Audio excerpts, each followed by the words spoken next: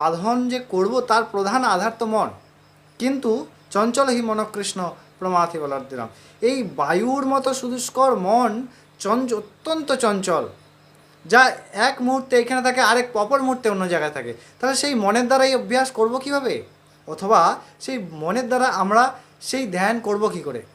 তার উত্তরে ভগবান আজকে 35তম শ্লোকে অর্জুনকে ধ্যানযোগে বলছেন। অবশ্যই শুনবো কি বলছেন, খুব সুন্দর কথা একটি বলছেন, কিভাবে এই মনকে সংযত করা যায়। অবশ্যই সেই কথাটা শোনার আগে আমরা এই শ্লোকটি শুনে নিই।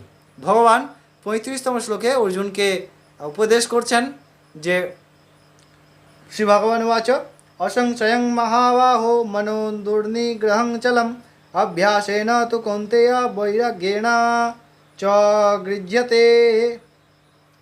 ভগবান বললেন, হে মহাবাহ, তুমি অত্যন্ত সত্য কথা বলেছ।